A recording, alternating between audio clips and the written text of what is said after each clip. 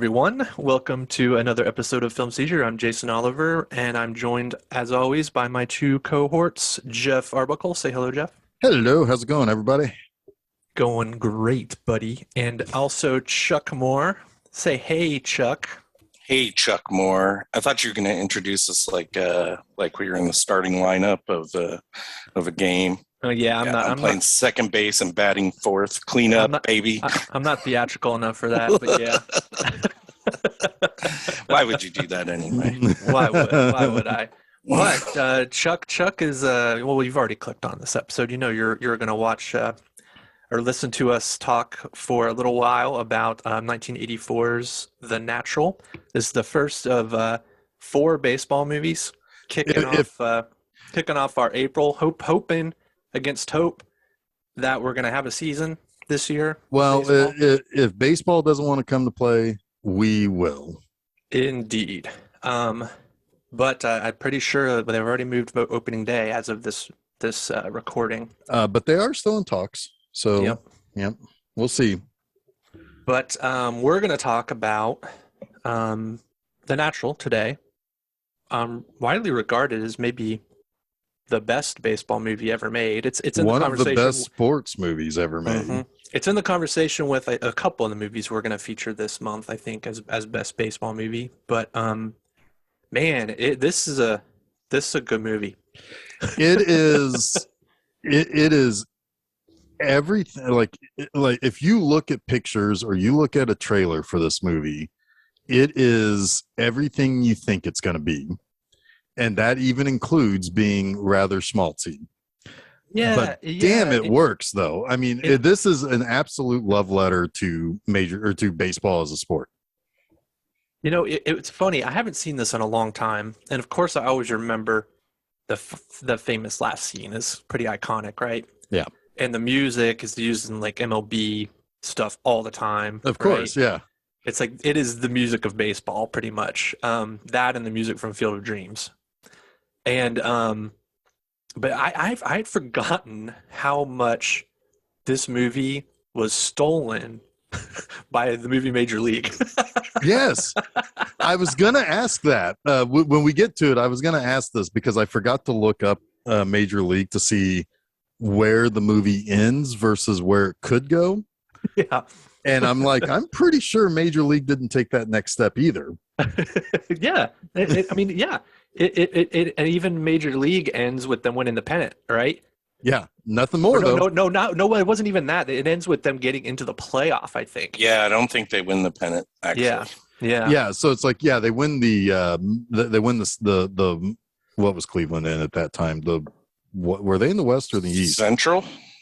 Well, back then there wasn't. Then there wasn't a Central. I don't think it was just East and West. I think they were in the East back then. They had to be in the East. Yeah. I would think so. Yeah. I mean, I don't know. Atlanta was in the West in the NL, so and Cincinnati's in the West. Fuck if I know anything about geography. That's what baseball said to the National League. Fuck off. Geography doesn't count here. But I was just like, wow, this is really, really similar. This is a similar movie. A lot less funny. Well, yes. It was more obviously it's the kind of the storyline of the team that wants to tank, right? Right. And all that entails, and but oh man, like the cast in this movie too. Holy crap, right? I mean, you got Wilford Brimley and Richard Farnsworth as manager and assistant manager of the team, the New York Knights. Pop Fisher and Red Blow. I guess the New York Knights kind of. I mean, are they stand-in? Because there was probably a stand-in for the Giants. Because notice they only mentioned certain teams. Yeah. You saw the cities. You saw like Boston, but back in 1939, that was the Boston Bees. Well, I want to ask the Pirates, the Phillies, and the Cubs, and I think they mentioned the Cardinals. They all must have given their okay, but I'm guessing the Giants didn't want any part of this. I want to ask Chuck about the when this movie was shot. Do you remember when this movie was shot? Because it was shot in Buffalo. Most of the baseball scenes were shot at the War Memorial Stadium and also the All High Stadium was the stand-in for Wrigley Field. No, I do not remember because I probably would have been five Oh, when you were this older was than filmed. that. Five Oh, or I guess. six. Yeah, I guess you're right. It would have probably been filmed in '83. 82, 83, yeah. Yeah. But no, I don't remember that. I remember kind of the hoopla after it came out in Buffalo slightly, and my dad telling me, hey, this was filmed, blah, blah, blah. But I may have actually been living in Massachusetts when this was filmed too, because there were a few years there where we left New York and went to Mass and then came right. back to New York. So Yeah. it's possible I wasn't even in Buffalo at the time Gotcha. or the Gotcha. area. Interesting story. Old Bush Stadium here in Indianapolis was the site for 8 Men Out, and I believe my dad was in the crowd for some of the filming. My Nice. wife Susan was in the crowd with her dad. Yep. Nice. Yep.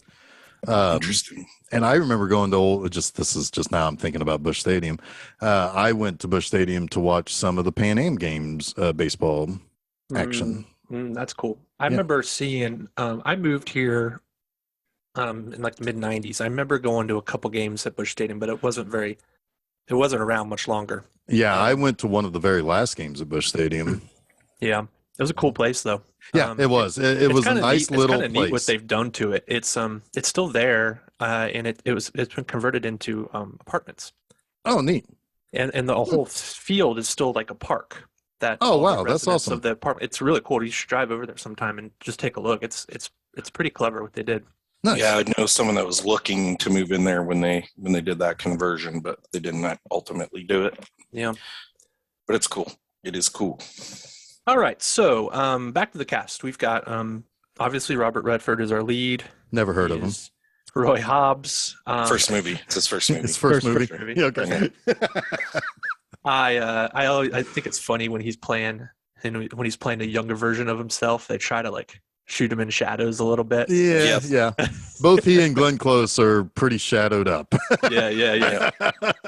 But the character that he's playing is an interesting story. So The Natural is based on a book, and the book is kind of sort of based on a real baseball player named Eddie Waitkus. You guys know this story? Mm-mm. You'll like this, Jeff, because this is Eddie Waitkus was a Philly. Oh, nice. He was a member of the Whiz Kids that lost to the Yankees in the World Series. Well, I don't like that part of the story.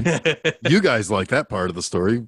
That sucks. But he in 1949 was shot by a stalker fan, a woman named Ruth Ann Steinhagen.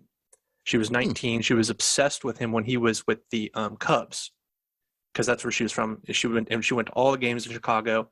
Was obsessed with him. He was traded to the Phillies, and he was on a road game back in Chicago with the Phillies, playing the Cubs, and she did basically what Barbara Hershey does. She leaves a note for him to meet him in her hotel room, because she booked a room at the same hotel he was at, and shot him right in the chest. He recovered. And he ended up playing. He was back on the team the next year, and that's when they won the pennant. The Phillies did, but he was a good ball player. That was real the good ball player. 1950, right? Yeah, he was a real good ball player, but he was never really the same after. I think he retired in '55. They retired a Philly, but his major league stats: he had a .285 batting average. 24 home runs, 373 runs batted in. But yeah, it really kind of derailed his career. So that's kind of what we have here with the Robert Redford character, and based on Eddie Waitkus. Huh, that's interesting. I didn't know that. Yeah. So we haven't mentioned Jeff's favorite guy ever in the world as the Whammer. Oh my God, Joe Don Baker. Joe Don Baker. Oh my God, when he showed up, I was like, oh my God, it's Joe Don Baker. It's Mitchell. He's funny. He's basically he's Babe Ruth. Babe Ruth. Yeah. Honestly, he could have played Babe Ruth. He could have. Then. Oh my God. He could have. He had the luck.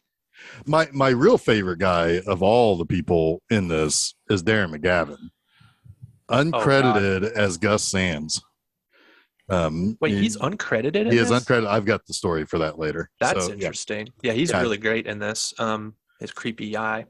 Yeah, the eye that sees all. And yeah, the woman who shot Eddie Waitkiss, she was declared insane, went to a insane asylum, was declared cured a couple years later, and then Eddie Waitkiss just said he didn't want to press charges. He's like, I just want to forget this whole ordeal. And she ended up living the rest of her life in like relative reclusion in Chicago. Huh, that's interesting. She died in 2012. Oh, wow. Yep. Interesting. Yeah. So, so there's one thing at the beginning of this movie that I really, really like. And that is the credits are silent for the most part. And we're watching Robert Redford I assume he's getting on the train to go to New York. And the music doesn't kick in until it goes into his memory. And it's like, this very beautiful kind of middle America farm. I assume is, did they say was he from Kansas or Nebraska or something? I don't know that he ever really says. He says where he's not from. I'm sorry. It does say right here in Wikipedia in 1910s Nebraska. That's where I picked that up. Okay. So anyway, but it's like it's this kind of innocence, right? Like it's the idea that he learns to play baseball from his dad. He's a really good pitcher. He's he seems to have pretty good arm, pretty good, he can catch the ball, he can do a lot, and he's like a little itty bitty kid.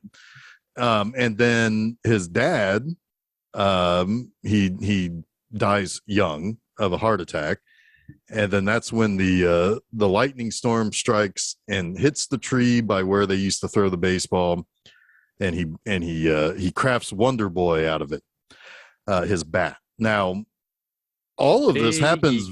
They say he carved it from a bigger spoon. Oh, you think you're the Pope of Chili Town. Excellent Simpsons reference. So, but anyway,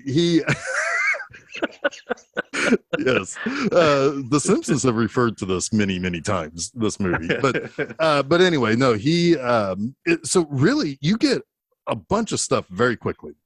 You don't need to know much more about, that the fact that he has talent.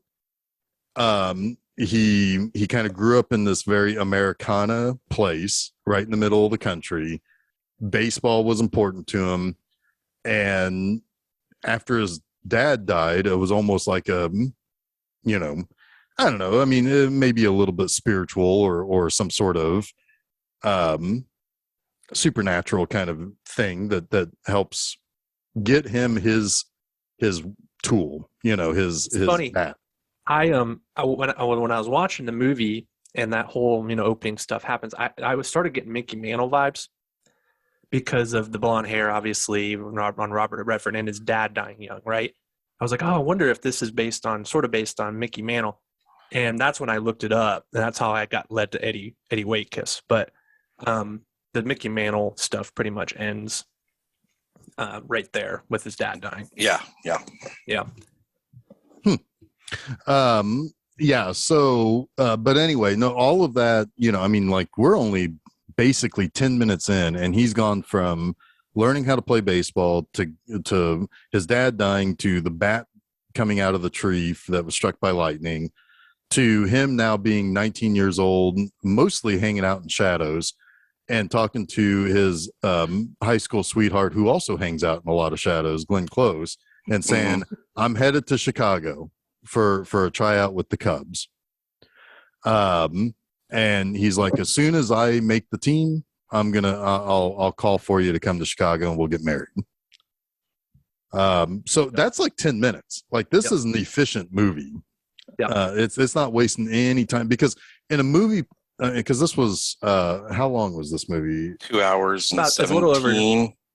So a little over 2 hours. In a movie made today, the entire first reel plus would have probably been him honing his skill as a kid, and we don't need it.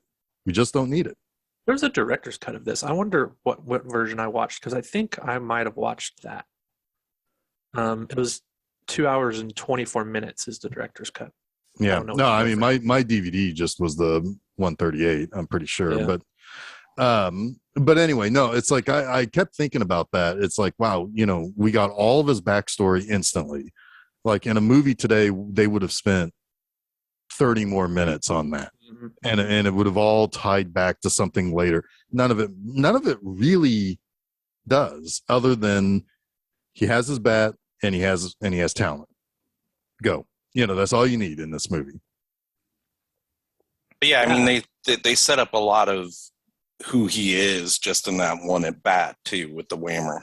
Like that gives you everything you really need to know about him as a baseball player, right? Like, well, and the fact he strikes out Babe Ruth in 3 pitches. Yeah, I mean that everybody knows that the whammer is Babe Ruth, right? Right. Yeah.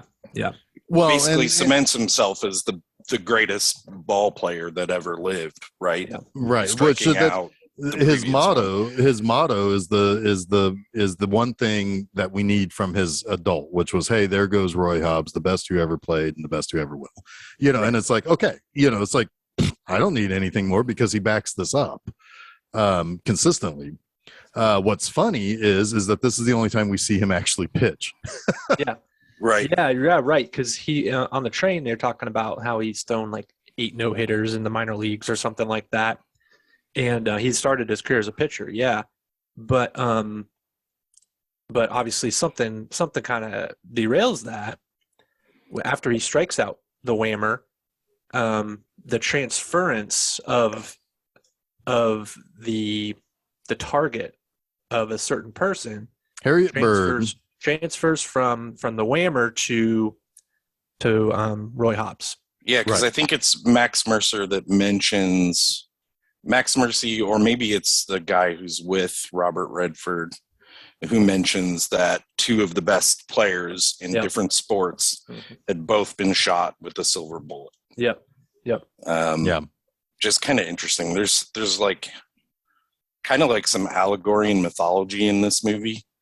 Like, funny you should bring that up, because there is definitely some mythology in this that I also have in my notes about the Odyssey, maybe. The Odyssey, yes. Yeah. I picked up on that big time. I mean, there's even a Cyclops in the movie. Yeah. Like literally, I think he's the Cyclops. But yeah. Yeah, that's a good point. This is our second Odyssey movie. Yep. Sorry, I kind of derailed it there, but yeah, he like you said, the target moves from the whammer to Roy Hobbs, and this is in the form of Harriet Bird, who has starts showing a bunch of interest in, the small town boy, and he's very curious about her. And when they get put up in a hotel, he gets called by her, and he goes down to her room. I'm not skipping anything here, am I? No, I mean, they both end up in Chicago. She finds out where he's going, gets a room in there. The one thing I will say about Harriet Bird is she is the exact opposite of Glenn Close. Black hair, black dress. Yeah, black and white. Yeah. So Barbara Hershey's always unsettled me. I don't know what it is about her. Do you have nightmares after watching Beaches? She has an edge to her that has always intimidated me, and I think it probably subconsciously started with her in this role, and then everything I saw her in afterwards, I just always kind of like was bothered by her. Like, she's kind of terrifying. Even in Hoosiers, she's got an edge to her. She's great in that movie, and I think also she doesn't intimidate me as much because I'm not really worried about Gene Hackman being able to stand up to Barbara Hershey. or Dennis Hopper or anybody else. Yeah. but yeah, I don't know. I really do believe that this was probably the first time I ever saw Barbara Hershey in anything. And yeah, she's always creeped me out. Really? That's interesting. Yeah. Yeah. No, she always, I don't know. Whenever I see her, I always thought, well, she's not going to be the dummy in this movie. Yeah. That's the one thing I always think of her, is that she always seemed like a smart, capable woman. You know, I don't know. I was never Yeah. creeped out by her, but I understand what you're saying though. Yeah. Yeah, just intimidating more than anything.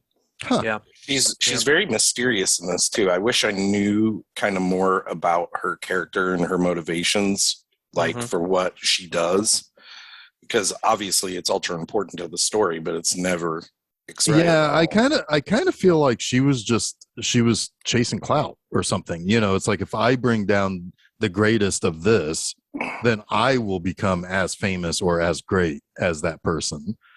Yeah. I mean, that's what I picked up. I mean, I don't know if any of that is the intention, or I mean, I assume the book probably goes into a little bit more of that. Yeah, but she knocks out 3 people and ends up jumping out the window. So her work's done. Yeah. Why is it? Yeah. Why is it after the third one that she? Well, that one from each of the major sports, and what more can she do? You know, she didn't want hockey. And hockey Wayne Gretzky's thanking his lucky stars that. I guess it would have been somebody else in the 50s, but Gordie Howe. That's what I was going to say, but I don't know if that's accurate year-wise. Oh man. Yeah, I don't know many hockey players. Mario Lemieux is like, whew. But yeah, so she shoots him, and this is what effectively ends his ability to pitch for whatever that muscle group in your stomach is. He just can't do it anymore. Well, not to mention that he never gets the silver bullet taken out of his stomach. We find out later, right? You know that. I mean, he's living with constant ulcers, basically, because the silver is messing up the lining of his stomach. Yeah. Yep. It is. But there's one thing he can do. He can still hit, but we don't know that yet. We flash forward 16 years. And it's now 1939, and Hobbs shows up to be the newest member of the New York Knights, and we find out that Pop Fisher, who's played by Wilfred Brimley. Yes, thank you. I was about to say Diabetes Man. I guess, anyway, he's pissed that this guy is here. And he's like, well, who the hell signed, you know, who the hell brought him in? And we find out that there's a power struggle going on inside the Knights organization between Pop and a mysterious character by the name of the Judge. Yes. Who we find out in a little bit is Robert Prosky. So we're hitting Prosky again here. Yeah, we sure are. So he doesn't want Roy Hobbs. Like, what do we want with this 35-year-old rookie from the minors, even though he was only there for a couple of weeks and he hit like 47 home runs or whatever. But it's like, I don't want, this is the big leagues. This is stupid. Is he trying to make us lose is the impression that you get. But the Knights don't have any problem losing anyway. No. They are very bad. Very, very bad.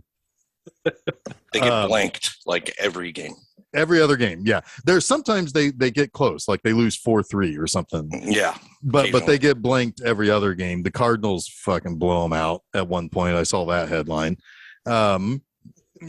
which I have a feeling the Cardinals have blown out a lot of teams in their history. But anyway, they're not. Out that there's also a reason that they're so bad as well, at least a contributing reason. We find that out later. Yeah. Yep. So one of the first days that Hobbs is there in New York, he gets into the elevator and he meets Memo Paris. Memo is the funniest name ever, because all I could think of was Memo the Elf. You guys know what that is, right? The Mississippi states spells Memo, and it looks like an elf. Oh no, I did not know that. That's weird. Yeah, if you go from Minnesota down to Louisiana, all the West Coast, the west side of the Mississippi makes an elf, and Memo is the initials. Interesting. Oh, okay. Yeah. Anyway, all I could think of whenever it's like, "Hi, I'm Memo," it's like, "Oh, you're not an elf." Anyway, but anyway, so. She's played by Kim Basinger, and she is Pop. She's Pop's niece. And she is the girlfriend of their current top player in the outfield. Bump Bailey. Bump Bailey. Michael Madsen. Yep. In an early very role. young Michael. Yes. Uh-huh. Yeah, very young Michael. And as you might expect from Michael Madsen, he ends up dead in this movie. Yeah. So in like almost a Looney Tunes way. It's really weird. it is. And all I was thinking about was like, is the base runner still going? Oh yeah, we'll get there. Yeah, that guy scored. Yeah, oh yeah. We'll get there. But anyway, basically he plays the position that Hobbs plays. Right field. And so because he introduces himself as Roy Hobbs, is like, yeah, I'm the new right fielder. And she's like, well, isn't that Bumps? And Pop is like, well, we haven't really decided yet where we're putting Mr. Hobbs. But Richard Farnsworth is like, hey, why don't I get you settled in? We'll go get something to eat. We'll talk about what you are and what you can do and how you can play a part on this team. Even, because Red is not going to tell the player what Pop has told him, which is, I'm never going to play this guy. This is all here to ruin us, basically. Right. And that's when we find out a little bit more that that Memo is Bump's girlfriend. They go to the same restaurant and everything, but she's also the niece of the coach. Right. Which that's because that's where her first scene, she ends up being escorted out of the hotel by Pop. So anyway, and he's real cagey about talking about where he's from. Yeah. It's like, well, I've been from the cagey is the word I put down as well. Very cagey. He doesn't really want to he doesn't really want to say what happened to him, why he was, not playing for like 15 years, showed up in a minor league team and now is here. He just says, well, I'm from a little bit of everywhere. That's pretty much all he wants to tell Red. Yep. So he also gets some information. Maybe it's not right now, but he gets the information from Red about the deal between the judge and Pop, where if Pop wins the pennant, he gets all the shares of the club, and vice versa. If Pop doesn't win the pennant, all of his shares revert back to the majority shareholder, the judge. Yes, because he needed to borrow money. Right. And so he sold some shares as collateral for that or something. Right. So yeah, he gets that later after he starts playing, but that's important to know because I mean it's a dismal season. They're already basically halfway through. Yep. And there's a montage of just terrible play. But yeah, Pop doesn't want to play Hobbs because he thinks that Hobbs is a ringer. Is just there to be, well, not a ringer, like opposite. Right. That's what I meant. A ringer for the judge. Yeah, right, because the judge is the one who brought him in to make a bad team even worse. Yeah. But in reality, and that's what the scout thinks too. He thinks he's just, he's a 35-year-old rookie. Even if he's playing well for what the Hebrew Oilers, he's not gonna play that well in the big leagues, right? I don't think the scout has really anything to do with trying to tank. So I think he's doing his job. There's a phone call. There's a phone call he has with the judge about it. Yeah, but all he says is, "I don't know where he's from." No. He tells him. Judge says he tells him he's a bum. He's like, this is exactly the kind of guy, you told me to get. He's a bum. The scout's in on it. Okay. Because the judge calls him up and he's like, what did you send me? This guy's way too good. It's like, no, man, he's not. He's a bum. He's exactly what you wanted. Which we're way ahead now. But anyway, so basically, there's a psychiatrist who comes in to try to talk to the team about losing after every time they lose. And he's just a little guy. He's a teeny tiny little guy. But Hobbs has had enough of this shit. He walks out of that, which only irritates Pop even more. And he's like, I came here to play. I didn't come here to listen to this guy talk about losing all the time. I want to play. And, so it finally gets to the point where Pop starts to kind of lose his patience with his team. There's a and with Bump, because Bump okay, I'm getting there. Okay. You're getting ahead of me here. I'm getting there. So yeah, it's a cloudy day. It's about to rain, and we have seen multiple times that there are mishaps in the outfield where somebody should make a play, and then all of a sudden somebody comes streaking by, is Bump, and causes an error, basically.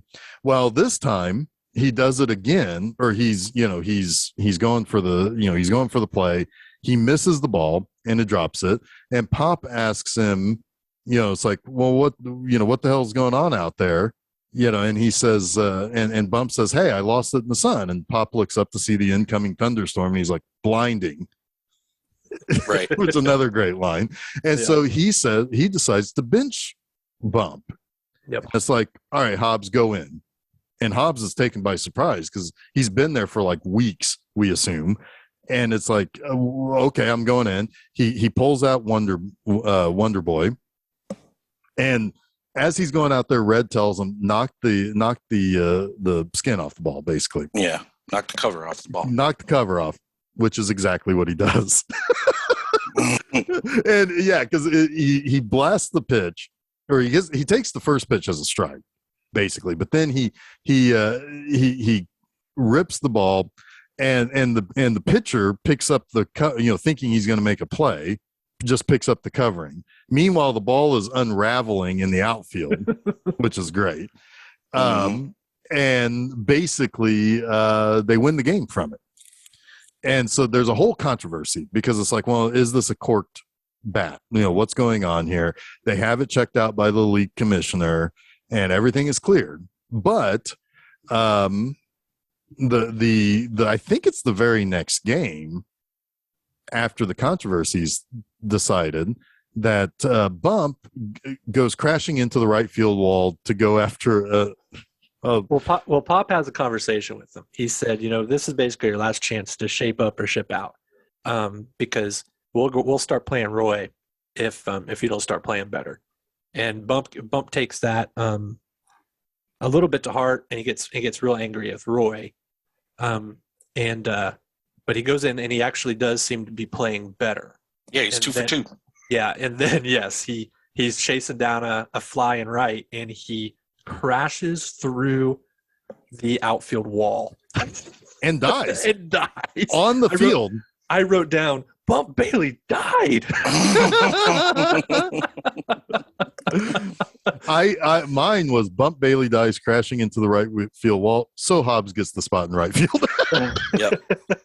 And we do find out they're like waving. The other field players are waving. Meanwhile, from the outfield. Everybody in the other team's dugout is just rounding bases. I mean, they're just. And it cracks me up because like it basically it goes to a newspaper headline, I think, and then it's a newsreel about a newsreel of Bump Bailey's funeral, where they're dumping his ashes over the stadium. Yeah, that's sad day in baseball, folks. It's really weird because it goes to black and white, I think, from color to. It's like a really strange kind of shot. Yeah. It does feel kind of out of place in this movie in a way, but man, it's funny. Hey man, you got to get Hobbs in there somehow. Oh, God. He doesn't play center or left; he plays right. God damn it!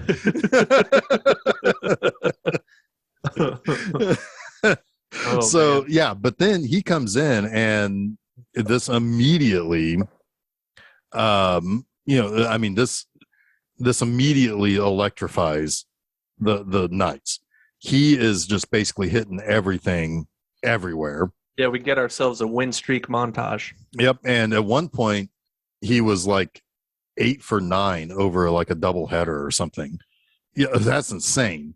With like 3 home runs or something like that. So it's like they're winning. They can't be stopped, and everybody's asking about his baseball bat. It's like, I made it from a tree. And the uniform guy gets an idea to put a lightning bolt on all of their sleeves. Mm-hmm. Well, I think they were- Olsen's the only one that has a lightning bolt at first, and then At the everyone first, else is yeah. like, I want one too, because he's hitting the ball. he's that's hitting bigger. better. Yeah, right. Yeah. So I love yeah, that. they all I get do it. love that shot of them like during the Star Spangled Banner, and it's the camera panning across the whole team, and they've all got the lightning strike patches on Yeah. now. Yep. Even a big old Mike Starr. Yes. Oh, Mike Starr. He's great character actor. Anyway, yeah, and so we also start seeing that Memo is always around Gus Sands, who is Darren Mcgavin. Now, about Darren Mcgavin here.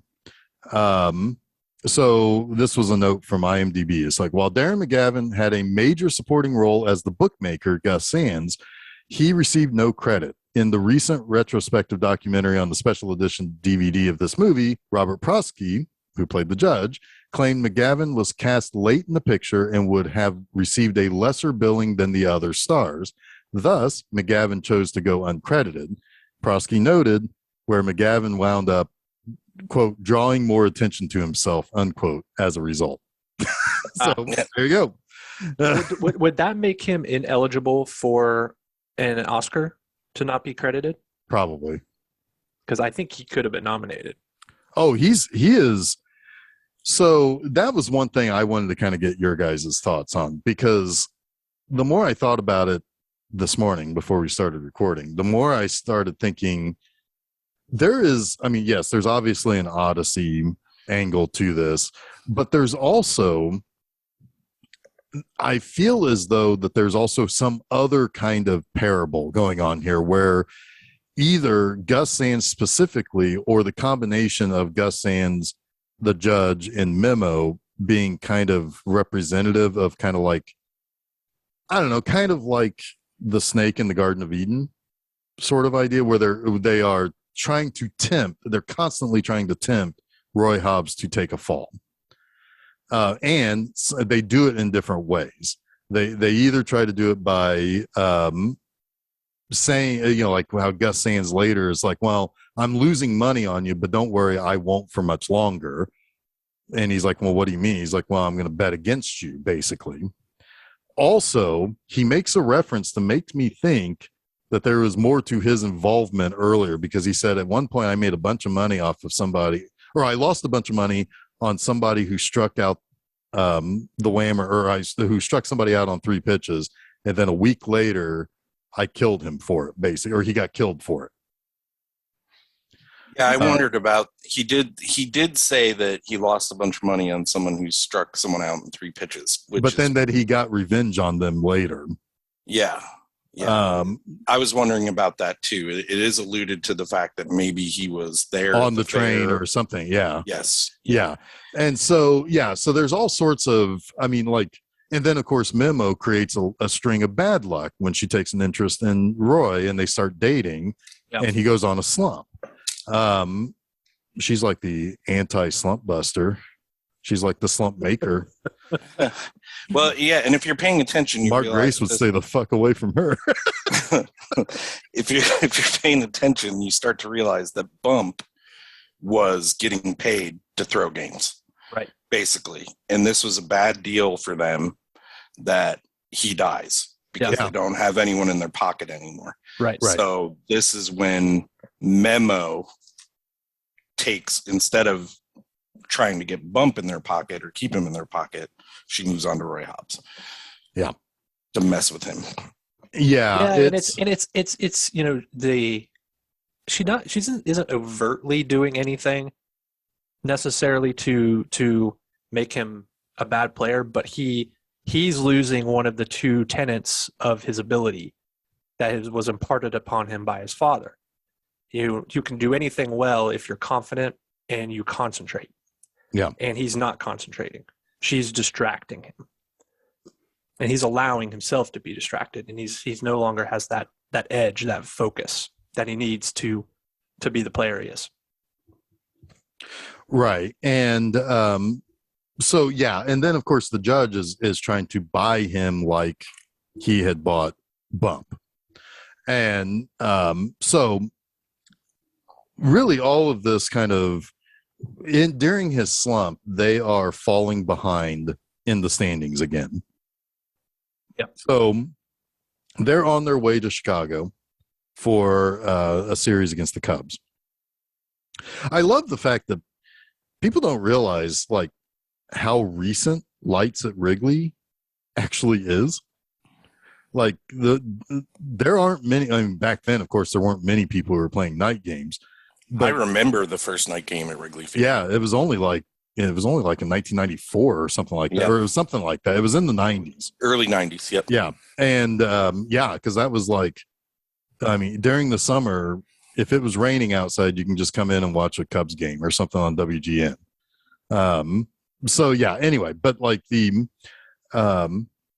so like he's going to Chicago, and all the while the legend of Roy Hobbs was building, we do catch up with Glenn Close, who was Iris, his high school sweetheart, and she has friends at this.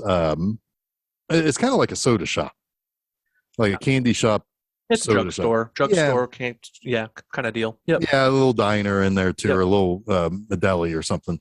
But anyway, she goes there almost every day for her lunches or whatever. And so she's starting to hear the name Roy Hobbs, and she's like, "Hey, I know that guy." And so she decides to buy a ticket for this game. Yeah. And Hobbs is not doing great.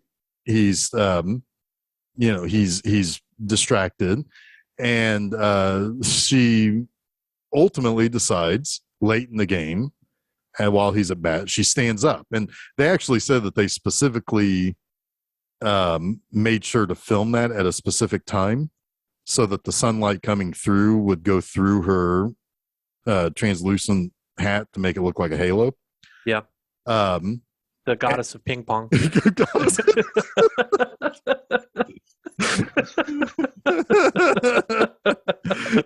We'll talk about that in a bit.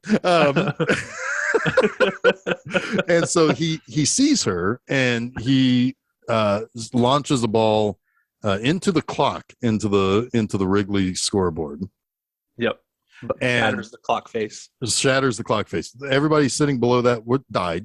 I mean, obviously. Yes. But he is the hero again. My note here is Glenn Close's shiny hat busts the clock. Yeah.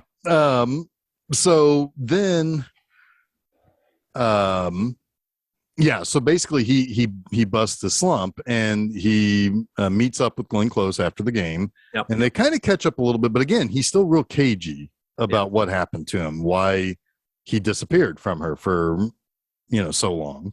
They both established that neither ever got married, but yeah, they're it's an awkward meeting. Yeah, sure. I mean, well, where are you going to go? It's really awkward. I mean, in a way, it's kind of like Grosse Point Blank, right? What do you do after so long? You know, it's not going to be comfortable, right? But she has to basically go back to work or leave. Basically, she's like, "Yeah, I got to get out of here. I'll talk to you later." And he's like, "Well, come to the game tomorrow or whatever." And so they meet back up again, and she said, he finds out that she has a kid, and she wasn't married, but she has a kid, and that his dad lives in New York.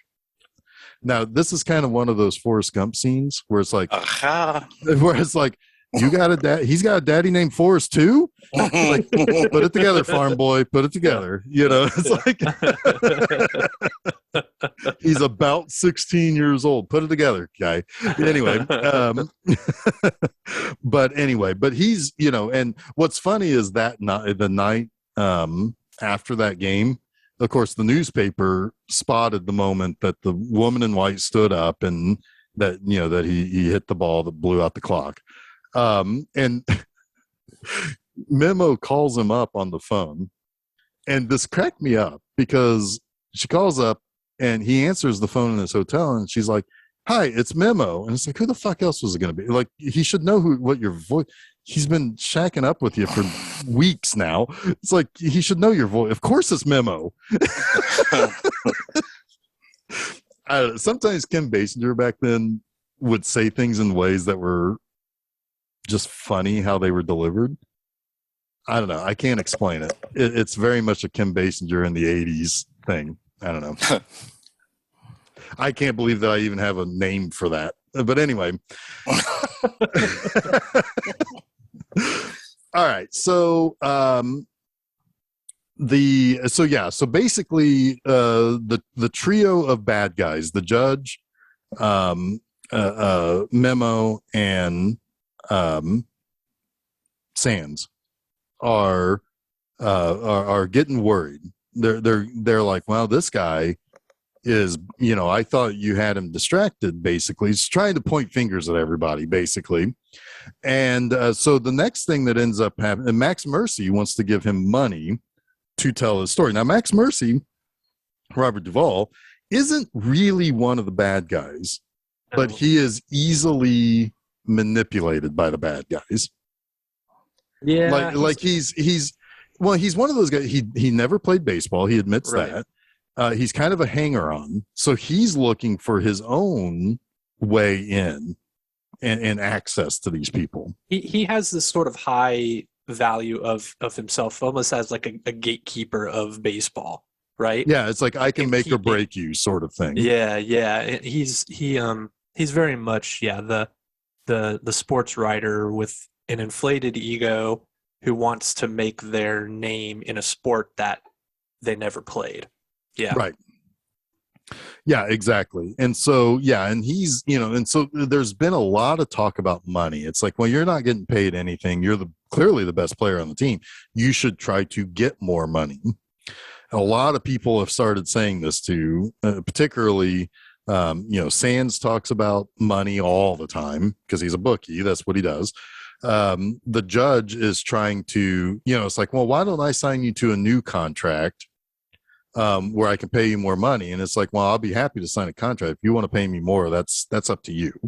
And so he's kind of incorruptible, and they're getting kind of nervous about it, but they're trying to hit him from these different angles to try to get him to,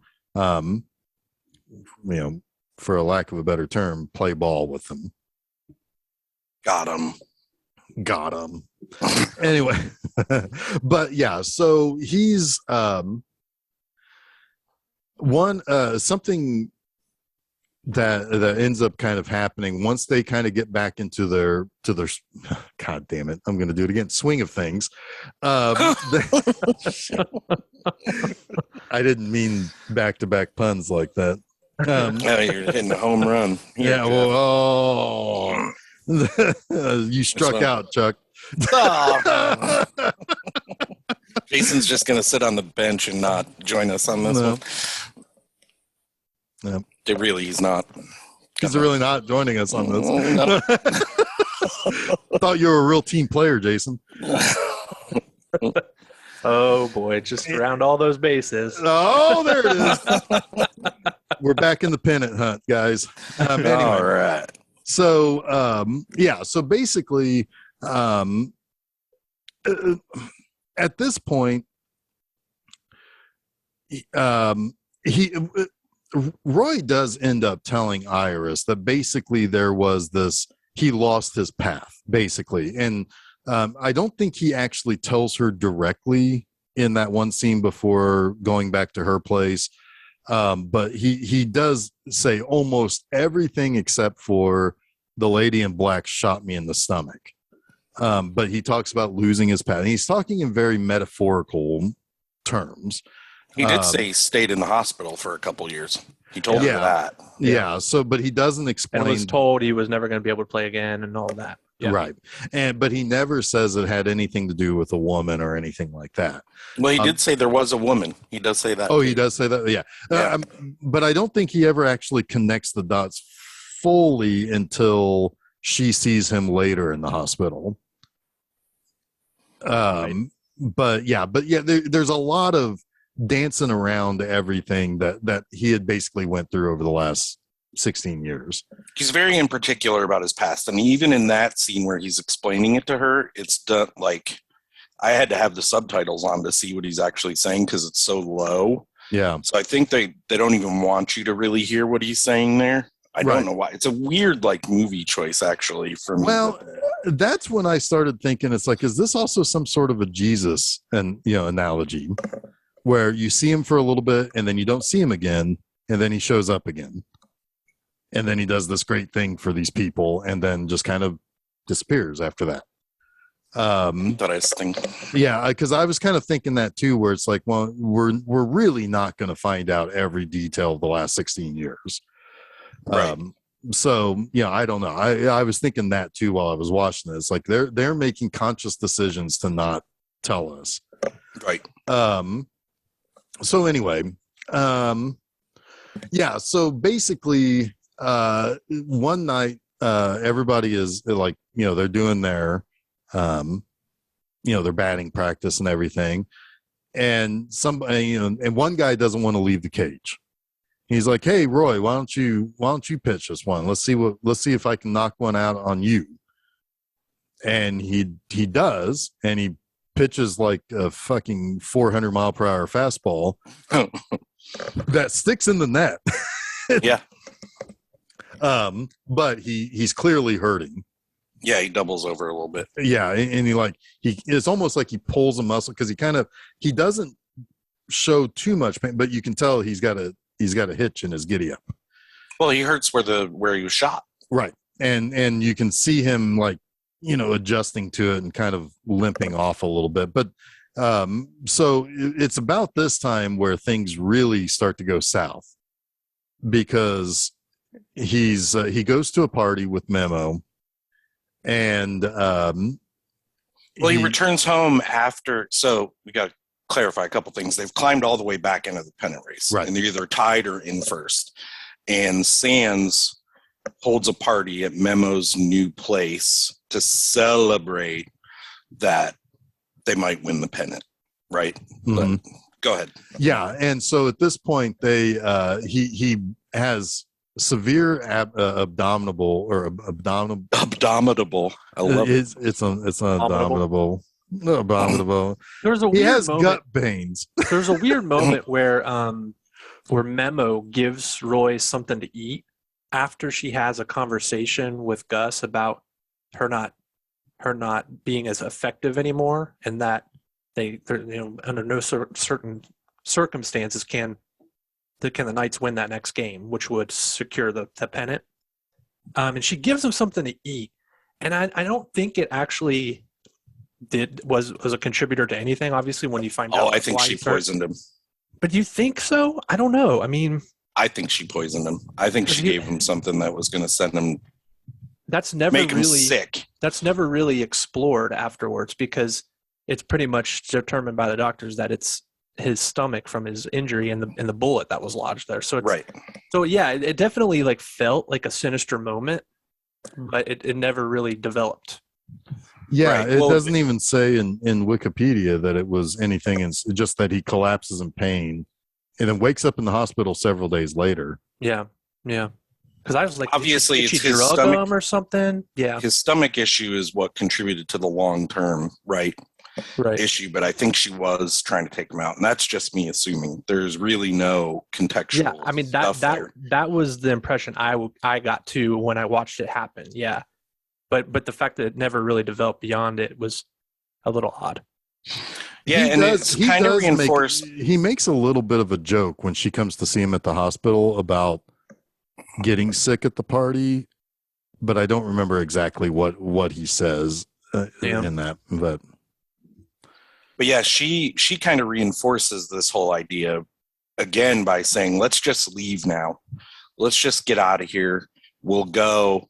If we don't win the pennant, you and I will have a bunch of money. We could start a business, use your name, and, go from there. And incorruptible Roy Hobbs is like, whatever, I'm playing if I can play, and I'm going to win, basically. Right. And she kind of has some crocodile tears about it potentially killing him. Yeah. Although I think it's a little on the fence of whether or not she actually does care whether or not he ends up dying or not. I think she wants him to die, but I don't think she cares for him as much as right. Like he ever lets on. Like, I not think even she close. sees him as a way to get out from underneath the influence of Gus and the judge. It's just possibly, really weird. but yeah, I think she's a user all the way around. Oh, most definitely. Yeah. It's just weird to me that she is the coach's niece and she's trying to undermine him. Like, she's a bad well, person. he told Roy that it's like, I love my niece, but she's bad luck. Stay away from her. She is going to ruin you. So he's saying, he's being a human being about this, which is, yes, she is family. I love her, but she's an asshole. In fact, I have a memo. I have a memo about Memo saying that Memo is an asshole. And so you're on fire today, Jeff. Well, yeah, it is a little hot. Anyway, but so basically he is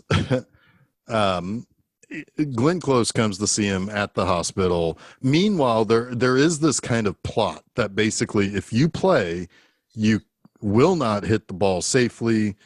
To get on base safely, we're going to give you $25,000 or whatever. 20. And is it 20? And if you go back on this, we have all the pictures with the woman in black that Max ended up taking somehow. So again, I think Gus Sands was somewhere involved with this, and basically we can use this against you. This woman who is not who was not related to you, who's not, she's dead outside the window, and you took. This is going to be controversy. You shot in at the her very room, least. And her half naked lying on the street. Yeah, it's like it's going to be controversy regardless of whether or not you were actually doing anything wrong. Right. So basically, do what we say, or this is all going to come out and it's going to ruin you. And he's like, fuck off. He says, I don't care. Yeah, he really doesn't care. He tells the judge, I don't care. He doesn't care about that. He knows that Max took the pictures, and the Max has the pictures. So, and it's like, and even when Glenn Close comes to the hospital, Max shows her the pictures almost as if to drive her away, and it doesn't work. And because because he approaches her with do you know anything about this? We want to try to help Roy. But I think the idea was to scare her, not to send her away. In my opinion, he was trying to get her to talk sense into Roy. Yeah. That he didn't want any part of this and he should go because he figures Max figures that Roy would listen to her if she said, you need to get out of here. This is not good for you. I thought of it was that might be controversial here. I don't really like the Max Mercy character. I think he confuses the plot because I don't buy him not remembering that don't buy it either. 16 years ago. And then him recovering all of his memories, like his sketch that he did. And that's something you'd fucking remember. The guy who struck out the whammer in 3 pitches on that day, like you would remember that. Did he ever actually have his name though? He didn't need his name. Look at his face. He looked exactly the same. I know. There are people I met 16 years ago. I don't know what they look like. Especially but they didn't strike out the. Hold on. Go ahead. Especially if he's the guy that took the pictures of the dead bodies too. I mean, come on. He's going to remember that name and put it all together. I just don't buy it. I don't buy his character much. I like and understand what he kind of stands for, but I don't buy the memory loss, which has to be in there to kind of keep the movie moving on that side. I mean, they could have just made him secretive about knowing who he was, right? They didn't have to go out of their way to make you think he didn't remember him. That was the problem. He could have remembered him the whole time and just not said anything. Right. Right. Well, right? I like that better. Yeah. I feel like that there is a moment of something that he is remembering, though, the first time he hears his name. Oh, once he makes it to the Knights, he's like, it's vaguely familiar, but he's not putting it together, which I just don't think. Well, because he asked him outside the park. Do I know you? Do you remember me? Yeah. Well, I don't know. The thing is, the way I look at that character also is that he's kind of the antithesis of Roy Hobbs. Roy Hobbs being all pure in with the sport of baseball, and Max Mercy is kind of a hanger-on who doesn't really care about the sport. I think Max Mercy wants to be Roy Hobbs. Right, but but maybe not as a baseball player. I don't think he has any love for the game. Oh, I don't know. I think he does. I think he has more love for the celebrity than the game. But he's definitely, an opportunist journalist where he wants the story. Yeah. Sure. Yeah. So with all of that, I mean, he's a flawed character already. I mean, some of that could twist into some things are being forgotten, as far, along the way, just because he's kind of a dirtbag. The past was the past, and now I'm here, and what's my next move? I don't know, but no, I don't blame you for not necessarily loving that character. I get it. So yeah, basically Roy decides, you know what? I've seen Glenn Close again. I'm good. I'm going to play. I'm going to show up, and I'm going to go into the judge's office and basically throw the money back in his face. And it's like, fuck off, fat man. I'm going to play. He says it exactly like that too. Yes, he does. Yeah. Well, that's the director's cut, I think. So anyway, he goes down to the locker room, and well, hold on. There's some important stuff here in that office. Okay. Because Kim Basinger is there. Sands is there. Oh, yeah. She pulls a gun on him like an asshole. She shoots a gun. And he walks up to her and he said, because she'd asked him before, like, have we met before? Which has happened multiple times in this movie with various characters. Right. And he's like, you know what? I have met you before. Right. Likening her to the woman in black. Yeah. Well, she's wearing black in that scene too. Yeah. It's pretty cool. Yeah. I like that. But anyway, yeah. And it's like, and then all that Sands says is, well, we're $20,000 richer. Yeah. If nothing else. I mean, Sands is pretty sure that Roy is not going to be able to perform. Yeah. Anyway. Right. And sure enough, that's what ends up kind of happening for most of the game. But anyway, when he gets down to the locker room, he does something that I think is a bit iffy. He sneaks up on two men shaving with straight razors.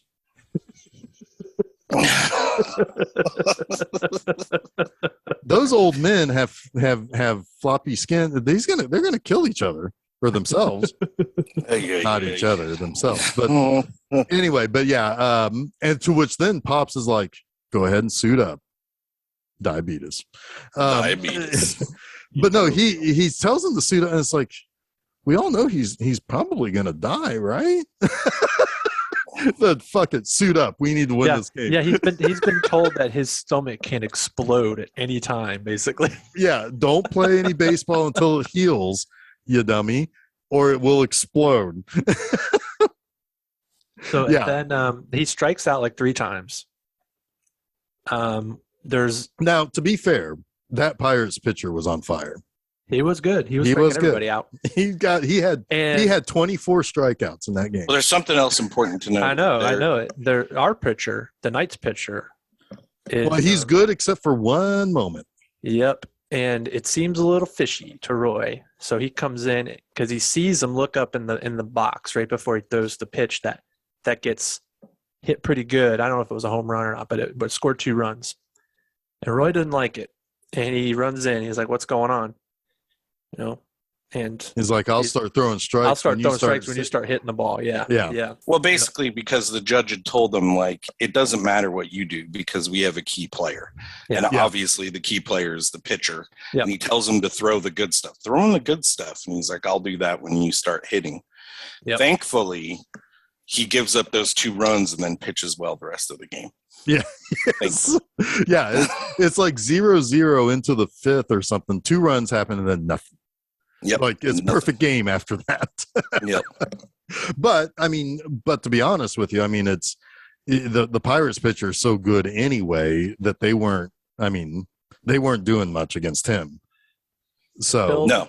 They finally, though, in the 9th inning, they get a little bit of a rally going. Yes. Bottom of the 9th, they get 2 men on, and who's up to bat? Well, while that's happening, another important thing. while they are starting the rally, Glenn Close goes to the security guy and is like, "You got to get this note down to Roy Hobbs. His son." And the is security guy is like, "Hey, no, hey, yeah, I hey." can't do that. I can't do that. But he does it anyway. Gives She it wrote to a the note cop. to him saying, our son is in the stands with me. And Roy Hobbs is like, oh, shit. Yeah. And he goes up I to bat. feel like that's the biggest distraction he's ever had. Forget Probably. Kim Basinger. He's got a Right. kid now.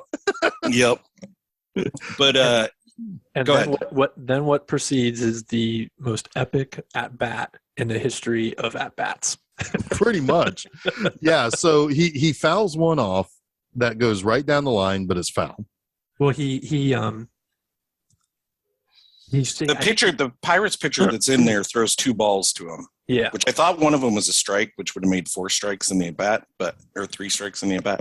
But anyway, they take that pitcher out yes, and bring in whatever the kid's name is, but he's from Nebraska. He's basically from like it's the Whammer versus yeah. Roy Hobbs Roy all over Hobbs. again.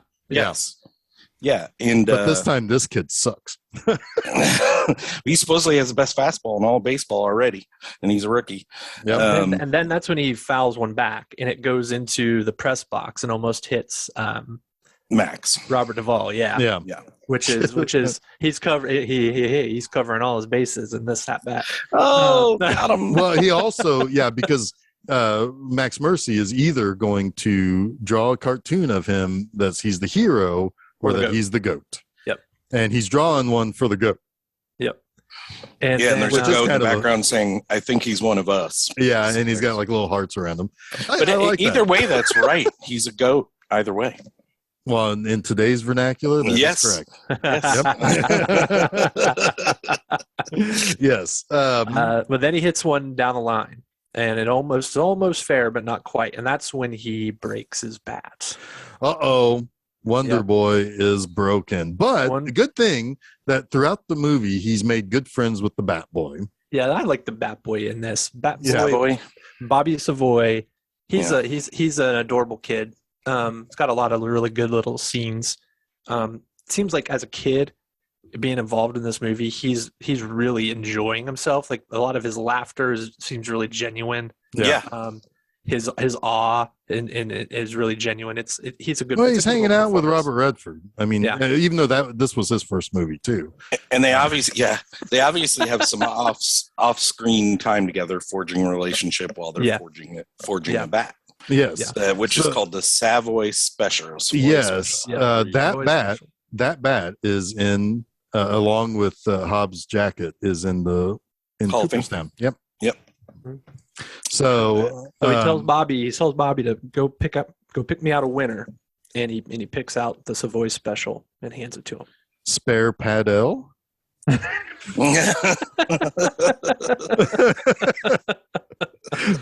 So so basically, what happens next? What's the big play that everybody remembers?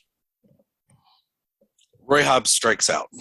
Oh, bummer! They lose the pennant, and Pops loses the team and ends up He dies jumping in the out gutter. a window, jumps out And his stomach Into the gutter. explodes. yeah, and his stomach, and Roy Hobbs' Right there. stomach explodes. He just explodes into gooey. I do Yeah. have to ask a question though. Where is he bleeding from? Is he bleeding from his scar? Bullet Yes. wound. Yeah. Okay. Yes. Yeah. When I was a kid, I always thought when the bat broke, it stabbed him. For some reason, I never put together the. Yeah. That's what I thought when I was young. He's got a bullet and a piece of bat in there. Yes. Well, the bullet's gone now. They pumped his stomach in the maternity. So now it's okay, fair enough. That was a weird thing too. The whole maternity Yeah. Well, thing different just makes some hospital. jokes. Yeah, it was weird. It was the closest hospital. New York Yeah. only had one hospital at the time and a few maternity hospitals. Yeah. But anyway, so what really anyway. happens? What really happens is that he knocks the shit out of that ball right into the lights, and everything explodes, and everybody dies in the stands and catches on fire. Just like with the clock and Wrigley, that I kills like the one guy they cut to who just mouths "Holy shit!" Yeah. Yeah, music swells up. They win 3-2, as the lights go out and rain down dangerous sparks and flames. But Roy Hobbs is indeed the GOAT. Yeah, I'll be honest with you. I like this movie. I do not like this movie as much as I did when I was a kid. It has some problems, I think, still in the story with Mercy and stuff like that. But I would watch this movie 100 times just to see the last 5 minutes. It is still like super impactful and powerful, and it's one hell of a crescendo. Yep. Yes. The one problem that I always have with sports movies are that they always have to make the sport cinematic, right? You can't just have a football movie where people make plays or run into each other and tackle each other. The tackles have to be bone jarring. They have to be, everybody's getting concussions on every play. People get fucking thrown, like get picked up and thrown into the stands. It's never, sports aren't cinematic. They're different types of drama. This movie doesn't really. Don't try to tell me it's not cinematic. No. This movie is cinematic, but it doesn't fall into the same pitfalls, right? Like, dude, he hits the ball into the lights and they explode everywhere. But before that, he busted the press box. I mean, and he literally knocked the cover off a ball. Come on, you can't make that argument, dude. But what I'm saying is that every minute of a football movie is hard for me to watch. Every minute of a race car movie is fucking hard to watch because the accidents in a race car movie would kill people, many people, because the cars are going into the stands, they're ended up on their roof, whatever, right? But this movie, because it is much more of like a fable, it handles it differently to the point where it's easier to accept in this because not every play in this is a movie made written play. It's either an error or a home run. Right. Like someone's kicking a ball, but you twice said that everyone in the stadium died, Jeff. Yes, I know. Yes, I know. But no, this movie is told in a different way. Like it's not an action movie. Baseball also lends itself to a more realistic portrayal just because of the mechanics of it, right? You don't have to fake tension in a baseball movie. Right, exactly. This in baseball. Yeah. Yes, it exists in baseball. Football can be dramatic in different ways to where you don't have to manufacture tension, right? Like a defensive game is very tense. That doesn't play in a movie screen. So it's like, yes, this movie is cinematic in those big moments, the crescendos that have to happen, him knocking the clock out, him knocking the lights out, whatever. But the way that it's set up is that it is not set up in a way to where every play happens like that. It's not a Nintendo game. This is a fable and a story that lends itself to those dramatic moments. But those dramatic moments, as memorable as they can be, and how the music helps with that, isn't really the best parts of this movie. I don't know. That home run is still my favorite part. Well, the home run is great, but I mean, but again, you just said that you would watch this movie 100 times more just to get to the 5 minutes at the end. Yeah. Which is, so that's telling you that the rest of the 130 minutes up to that end is worthy to watch again because there are other good things in it. It's a real movie that does not have to cheapen the drama by making the baseball game a video game, if that makes sense. I do understand you. Yes. Whereas, and then like when we say stuff like, like how much this is like Major League and maybe some of the other, movies that we're going to talk about this month will have things in it that are more comedic or something like, two of the four movies are a little bit more comedic. So there are things that are going to happen in that we wouldn't expect to normally see in a regular baseball game. But the movies themselves lend themselves to have those moments. Right. It's not have to be completely and totally over dramatized to have those moments or overly funny or cartoonish to have those comedic moments. Right. So, a while back, ESPN did a list of the top 20 sports movies of all time. And I find it interesting that this is the third movie we've covered on the podcast from this list. Rocky is number 2 on Of the course. list. What's the way? Whoa. How And is Rocky number 2? I know, but it is. You'll find number 1 interesting. Days of Thunder? And number 5 is Slapshot, which we have covered. Huh. Nice. It's a good one. The Natural comes in at number 6. That's a little surprising. I think that should be We are covering 2 more this month on the list. probably the next Field 2 of weeks. Dreams. Field of Dreams is number 7.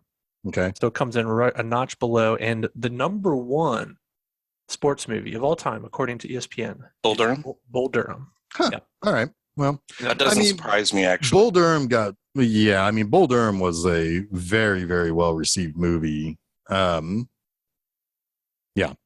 think people would probably say it's transcendent beyond baseball, right? Yeah. And that's probably why it's so high up there. The other one we're covering, it's farther down the list, but in at number 16, the original Bad News Bears. All right. I'm not surprised by that either. What's the highest ranking football movie on that list? Is it Brian's song? Highest ranking football movie Rudy. is The Longest Yard Yeah, that makes sense. Oh, fair enough. Okay. at number 10. See, football is a hard thing to film. There's Because, a few again, there's football movies though. You've got North Dallas 40, which I've never seen. Okay. Yeah. Nick Nolte is number 11, Yeah. Okay. and then you've got Brian's Song at 18. Okay. All right. Yeah. I mean, football is just it's a hard movie to make, with most of it being in football or being in the game, where you have to have almost like Bull Durham, where there's another story going on and the other scenes are the sport. I don't know. I mean, Varsity Blues isn't on that list, isn't it? No. That's a damn shame. Is there replacements in the top 20? No. No, Replacements was not a well-received movie. We That like doesn't it. mean but- that doesn't no, mean but- well, I know lots of people that love it, and it's gotten good reappraisal yeah. since then. There are 5 baseball movies in the top 20, and then if you count also receiving votes, you could also plug in Pride of the Yankees at 21 and A League of Their Own at 22. Nice. Boxing is Rocky obviously is number 2, but Raging Bull is number 3. So 2 movies that are most people would say are among the best movies ever made, American films ever made at least, are behind not Bull number Durham. 1. Or behind Oh, sorry. Bull Durham. There's another football one on the list too. Basically 10, 11, 12 goes Longest Yard, North Dallas 40, and Jerry Maguire. Oh, okay. Yeah. Which is funny because Jerry Maguire makes that again about something else. Yeah. And football is left to the supporting scenes. Huh. Yeah, okay. Yep. Oh, yeah, more boxing. When We Were Kings, the documentary, is number 20. Okay. Well, yeah, so basically Roy Hobbs saves the day, wins the pennant, basically gets the judge out of the business, but we don't ever find out what happens from here. We don't know if the Knights won the World Series. I'm going to assume not, because Roy Hobbs quit after that game. Yeah. He said it was going to be his last game, and you see him next throwing the baseball around with his son in the same field that he did with his dad. Yep. With the goddess of ping pong looking on. The goddess of ping pong. Yeah. You want to talk about those references, Chuck, real quick? So the Gary Shandling show, I can't remember what year it was, but it would have been late 80s. It was 88. It was 88. Yeah, 88. That episode. Mhm. Did a satire spoof of The Natural, and it is one of my definitely then one of the funniest things I'd ever seen. It's still pretty funny. Yeah, and it's almost like shot for shot. Like Oh my god! I mean, like which is funny because like in the golden fields where you see him playing with that's just some shitty dead grass in L.A. or something. Yeah. It's hilarious. Yeah, they're on the side of a highway, probably. People driving by on the 105 is like, is that Gary Shandling? Yeah, it's Gary Shandling. But yeah, he calls his pants. He calls his paddle. Yeah, I don't think describing it can do it too much justice. So if you're a fan of The Natural and you've never seen the Gary Shandling Show episode, I believe it's just called The Natural.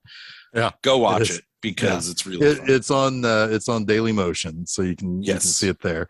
No, it was pretty funny. God, when the kid comes in with the new paddle, he's like, spare paddle. What I was surprised by the most was how good a ping pong player Gary Shandling actually is. Oh, he is. Yeah. That's him. Yeah. Good form. Yeah. Oh, and he does the under he doesn't hold the paddle up. He holds it down. Right. Yeah. That's good. That's good form. Yeah, and you can kind of imagine how it ends. It's pretty literal. The way though that it's wild. Yeah, I love it because he hits it so hard. His opponent like accidentally hits the ball up and it shatters the line. It's oh god, it's so funny, and it's Gary Shandling has such good kind of awkwardness to himself that makes that even funnier. So his delivery like is so steady and dry, like on everything. Yeah. Like he's funny because it looks like he doesn't think the things he's saying is funny. Right. You know what I mean? Like you're almost laughing at his awkwardness. Yeah. But you're not. You're actually laughing at the joke that he just made. Yeah. It's great. Good stuff. So yes, that is good stuff. Of course, this has been, this movie was also parodied on The Simpsons and a couple of times on The Simpsons. Once Major on League, Archer. apparently. Major League ripped this movie just wholesale. But yeah. Good stuff. So we have more baseball coming. What's the second inning? What do we got up next? Well, apparently it's the greatest sports movie ever made. Bull Durham. Yep. Straight into Bull Durham, man. Kevin Costner, Susan Sarandon, and a young Tim Robbins making a name for himself here. I haven't seen this movie in a while, but it is a very good movie. Yeah. It's been a while since I've seen this as well. But I don't remember this one. I don't remember liking this one as much when I was a kid because I think it's more of an adult comedy. I think you'll like it more now than you. Yeah, I do. I've seen it maybe in the last 5 years. Yeah. Oh, okay. Yeah. Okay. Yeah, I mean, The Natural is. I just don't have as much affection for it as I do The Natural and Field of Dreams, if that makes sense. Yeah, because The Natural and The Field of Dreams like reaffirm your love for baseball. Yeah. Exactly. They, like lean into what you love about baseball. Exactly. And Bull Durham is different. Yeah, totally. Throughout the latter half of the 80s, The Natural was on TV every summer. Yeah. This was another one of those like King Kong 76. That was just during the summer when everything's off season, the Monday or Sunday night movie of the week. Well, oftentimes it was The Natural or King Kong or a James Bond movie or whatever. These are things that stuck with me even to this day. Right. that it's like, yeah, this is good shit. And I watched it every time it was on TV. Yeah. Waiting for that last 5 minutes. Yeah, exactly. So, yep. Cool. So Bull Durham next week. You can find that at filmseizure.com. But you can also follow us on Facebook and Twitter and Instagram. Just search for Film Seizure. We'll show up. That's when when things show up on our website.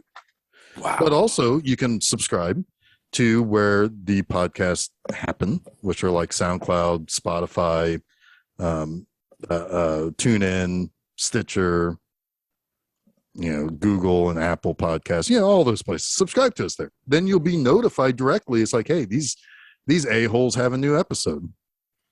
Also, on all of those sites, there's my show, Monster Mondays. And this upcoming Monster Mondays, next Monday, April the 11th, is going to be Invasion of the Astro Monster. We get some more King Ghidorah and Godzilla action there. So Nice.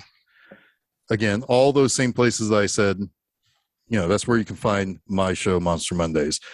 This Friday at my website, bmovieanima.com, Beyond Atlantis, fun little Filipino movie. Well, I wouldn't say it's necessarily fun. I wouldn't say it's necessarily very good. It's a movie, and Sid Haig's in it. And at one point, he says "dive," and I cut it together with Brian Blessed from Flash Gordoned it. I Flash Gordoned it. But anyway, so that's going to be at my website.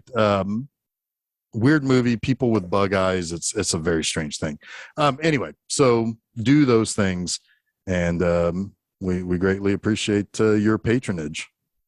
That's all I got. So until next week, when we go to the Durham Bulls farm team to check out this new meat on the mound, I am Jeff Arbuckle. I'm Chuck Moore. I'm Jason Oliver, and you have been listening to Film Seizure.